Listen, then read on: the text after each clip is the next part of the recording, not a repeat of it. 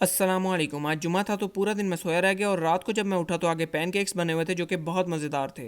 Pancakes का काम तमाम करने के बाद मैं फटाफट रेडी हुआ और फिर मैं घर से निकल पड़ा। वैसे ये दोनों बड़ी बड़ी कार्रवाइयाँ सर अंजाम दे लेती हैं लेकिन गाड़ी का दरवाज़ा इनसे नहीं खुलता। लास्ट वीक मैंने बेगम को शॉपिंग का प्रॉमिस किया था और आज प्रॉमिस पूरा करने का वक्त आ चुका था। और यहाँ मुझे एहसास हो चुका था कि ज़ाया होने वाला है, पैसा भी और वक्त भी। और अंदर पहुँचते ही बेगम की ये शर्त थी कि आप शॉपिंग नहीं कर रहे तो मैं भी नहीं करूँगी। अल्लाह ऐसी शराइत से दुश्मनों को भी महफूज फरमाए।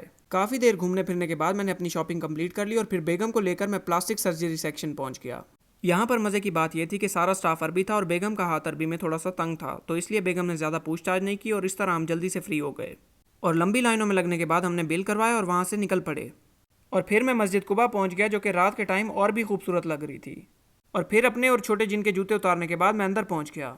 मस्जिद कुबा इस्लाम की पहली मस्जिद है और इसकी बुनियाद आप सल्लल्लाहु अलैहि वसल्लम ने खुद रखी थी। और यहाँ पर 2 रकात नमाज अदा करने का सवाब उम्रे के बराबर है।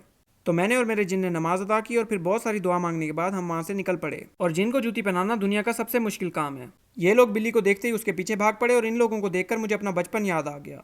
अगर आप लोग भी मस्जिद कुबा हैं तो मस्जिद कुबा के बिल्कुल सामने ये फूड कोर्ट है जो आप विजिट करना ना भूलिएगा।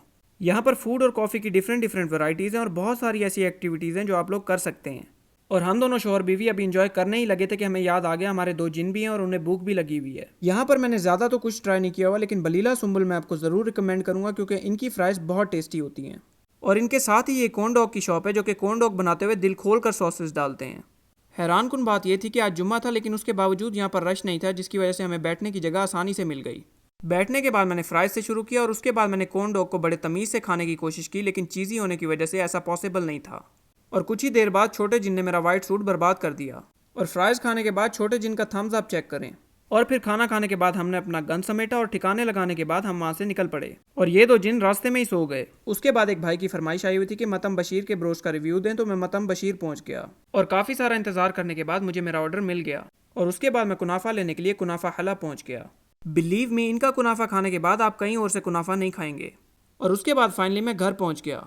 आज मैं एक भाई की फरमाइश पर मतम बशीर के ब्रोश का रिव्यू दे रहा हूँ, तो आए देखते हैं इसमें कितना दम है। बिस्मिल्लाह पढ़ने के बाद मैंने अपना पहला बाइट बनाया और पहला बाइट लेते ही मुझे एहसास हो गया कि अलबैक का कोई मुकाबला नहीं है। और मैं इस ब्रोश को 6 आउट ऑफ 10 दूंगा क्योंकि इनका ब्रोश बहुत ऑयली है। और उसके बाद मैं कुनाफा के सर हो गया जो कि बहुत खूबसूरत लग रहा था और खाने में हमेशा की तरह कमाल। और इसी के साथ आज का व्लॉग हुआ एंड मज़ीद व्लॉग्स के लिए मुझे फॉलो कर लें। अल्लाह हाफिज़। मैं छत में सोने जा रही हूँ।